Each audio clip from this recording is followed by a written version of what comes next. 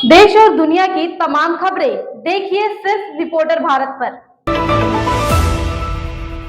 जैसा कि हम देख रहे हैं कि इस समय में जितने भी पॉलिटिशियन हैं, हर किसी पर कोई ना कोई क्रिमिनल चार्ज लगा ही हुआ है। इसी के चलते हरज्ञान सिंह गहलोत जो कि एक एडवोकेट है, उन्हीं की बेटी डॉक्टर अद्वैता गहलोत, उन्होंने सुप्रीम कोर्ट में एक याचिका दायर की, क्योंकि अब जितने भी पॉलिटिशियन हैं, जो भी सरकार है, सब पर कोई ना कोई क्रिमिनल चार्ज लगा हुआ है। इसी के चलते हरज्ञान सिंह गहलोत का ये सवाल है कि हमने किसको अपना देश सौंप दिया है। आगे कोई भी चुनाव में खड़ा होता है, कोई भी कैंडिडेट, उसके बारे में जनता को सारी जानकारी होनी चाहिए, उसका अगला उसका पिछला, ताकि जनता को भी तो पता चले कि आखिर वो जिसे अपना देश दे रही है, जिसको अपने लिए चुन रही है, क्या वो उस काबिल भी है या नहीं। तो आइए इस याचिका को दायर करने की क्या खास वजह है, जानते हैं हरज्ञान सिंह गहलोत से।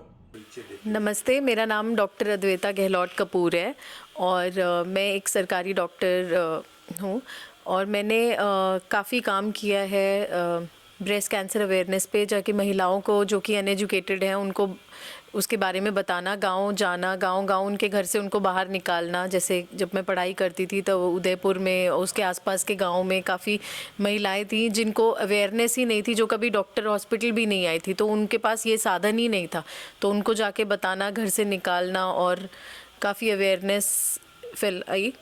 तो मैंने ये मुद्दा मेरे पापा से डिस्कस किया, काफ़ी टाइम से दिमाग में था और पापा के भी उसमें था कि हम जब वोट करने जाते हैं तो हमें अपने कैंडिडेट के बैकग्राउंड के बारे में पता ही नहीं रहता। हमें कैंडिडेट के एजुकेशन क्या है, कैंडिडेट का एसेट्स कितने हैं उसके पास, और कैंडिडेट के ऊपर कोई क्रिमिनल केस चल रहा है या फिर पहले चल चुका है, हमें वो चीज़ पता ही नहीं है। कैंडिडेट कौन है, सिर्फ हमारे सामने एक नाम और एक सिंबल आ जाता है, उसके अलावा हमें candidate is a stranger for us. तो हमने एक रिट पिटिशन डाली है, जिसमें पहले मैं याचिका मैंने डाली है पब्लिक इंटरेस्ट लिटिगेशन PIL के तौर पर।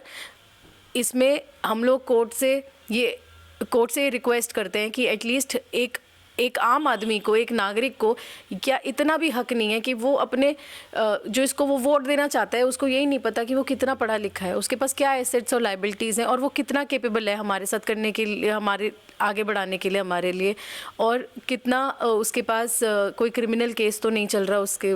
तो फिर ये चीज़ अवेयरनेस इजीली अवेलेबल हो, हमें उसके लिए स्ट्रगल ना करना पड़े। इतना ढूंढने के बाद भी हमें पता ही नहीं चलता कैंडिडेट के ऊपर कोई क्रिमिनल केस भी चल रहा है कि नहीं।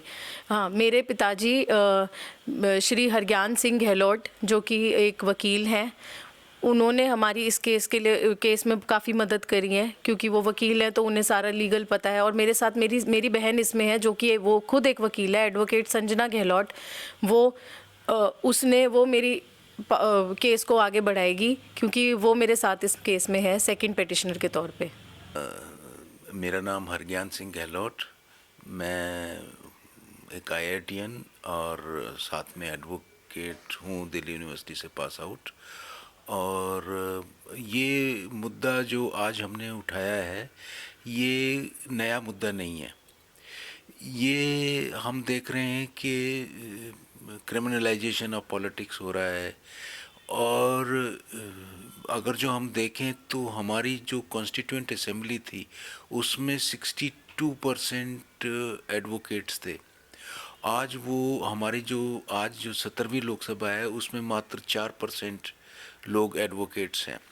पहले जो बहुत अच्छे कानून बनते थे हमारे, और आज हमारा जो भविष्य है वो किन लोगों के हाथ में है, ये कौन लोग आ गए हैं। आज हम देखते हैं कि उसमें 29% लोग ऐसे हैं जिनके ऊपर हीनियस क्राइम्स के चार्जेस हैं।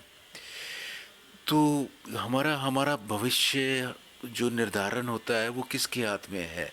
आज 3 मार्च 2023 को हमारा ये जो मैटर था, पब्लिक इंटरेस्ट लिटिगेशन, ये कोर्ट नंबर 1 चीफ जस्टिस साहब, honourable chief justice of India, माननीय सुप्रीम कोर्ट में ये आज हियरिंग के लिए आया था।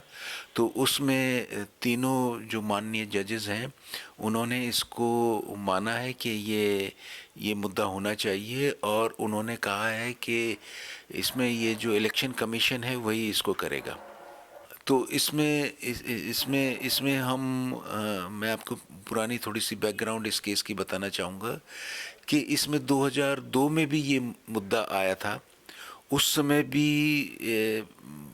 जो पीछे जो पार्लियामेंटेरियंस आ रहे थे वो लगातार उनका स्टैंडर्ड गिरता हुआ जा रहा था, और 2002 में माननीय सुप्रीम कोर्ट ने ये कहा कि जो तीन चीज़ें हैं, तीन पैरामीटर्स हैं कि आदमी की एसेट्स एंड लाइबिलिटीज़ क्या है, उसके ऊपर कितनी धन दौलत का मालिक है वो, कितना पढ़ा लिखा है वो, और उसके ऊपर कितने केसेस हैं, या केसेस तो कोई क्रिमिनल केसेस तो नहीं है उसके ऊपर।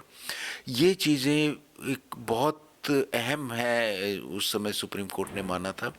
लेकिन क्या हुआ कि ये सारी की सारी तीनों की तीनों चीज़ें, एफिडेविट तो देता है कैंडिडेट, लेकिन वो फाइलों में दब के रह जाता है। वो आम आदमी को, आम जन को पता ही नहीं लगता कि ये जिसको हम वोट डालने जा रहे हैं वो कौन है, उसकी क्या बैकग्राउंड है। और इतनी बड़ी कॉन्स्टिट्यूएंसी होती है और सबको बताना उसको पता होना चाहिए, क्योंकि जिसको हम वोट डालते हैं वही हमारे भविष्य का निर्माण करता है। हाँ, हमारी ये बिल्कुल यही है कि हमारे जो राजनेता हैं वही हमारा भविष्य का निर्धारण करते हैं, वही हमारे लिए पॉलिसीज़ बनाते हैं, वही हमारे लिए कानून बनाते हैं। अगर जो कोई क्रिमिनल वहाँ पे बैठा हुआ है तो वो हमारी क्या आवाज़ सुनेगा? वो तो अपने आप को बचाने के लिए को मिसयूज़ कर रहा है, उस जो पार्लियामेंट की जो एक गरिमा होती है उसी को बर्बाद करने पे तुले हुए हैं।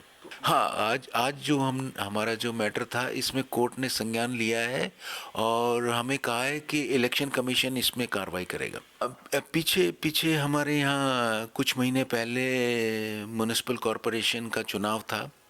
उसमें भी जो ये लिस्ट ऑफ कंटेस्टिंग कैंडिडेट्स थी वो वहाँ पर डिस्प्ले ही नहीं थी। वो वहाँ पे जो आरओ का ऑफिस होता है वहाँ पे भी डिस्प्ले होनी चाहिए, वहाँ पे वो नदारत थी, वहाँ पे थी नहीं। हमने इस पे भी आवाज़ उठाई और जो आरओ था उनको मैसेज भी किया और अपनी आवाज़ को रिपोर्टर भारत के माध्यम से इसको पब्लिक में भी लेके गए हम, और हमने आवाज़ उठाई इसके लिए और सब लोगों को बताया कि ये हमारा हक है कि हम जानें कि कौन कौन लोग खड़े हैं और उसमें हम उसका ठीक कैंडिडेट का चुनाव कर सकें। अगर आपको हमारी वीडियो पसंद आई हो तो हमारी वीडियो को लाइक करें और कमेंट करें। साथ ही ऐसी खबरें देखने के लिए हमारे चैनल को सब्सक्राइब करें। रिपोर्टर भारत की हर अपडेट जानने के लिए बेल आइकन को दबाना ना भूलें।